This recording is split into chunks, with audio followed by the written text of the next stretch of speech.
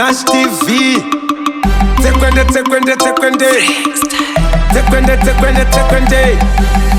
Tekwende yenova inenge ichiva pumadova ajenera ofi SWAT police siya popo tasungane popo chan siya popo tasungane popo chan siya popo tasungane popo chan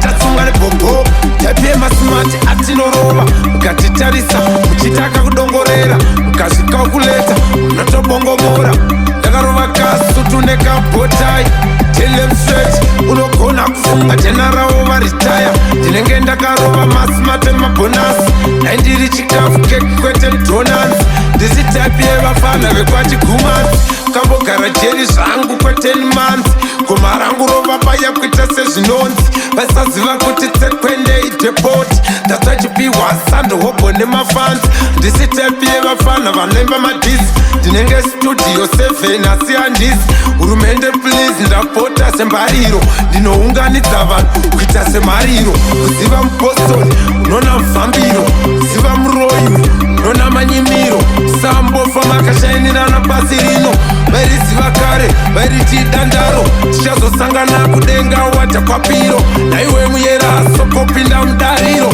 sade kuita kunge kamba manyariro ndenge pangolini ona vaimiro tichakubata kunge simbi ine magneti chakwedu tinomaina kaineti hatidi kukuona ikoko suspect pewo kunodivati pemutv vachazovhuma ndiri tsekwende vapinda koti bobojani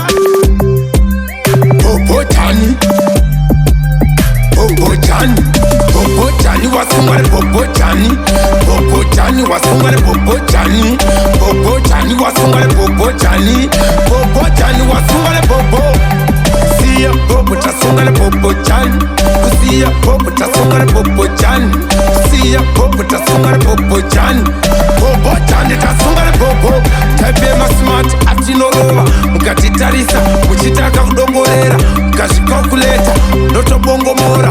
ndakarova kasutu nekabotai ndogona kufunga jenarawo varitaya nenge ndakarova masimati emabhonasi aindiri chikafu kekwete donans ndisi type yevafana vekwachigumatsi kambogara jeri zvangu serevente SWAT police hurumende pariamente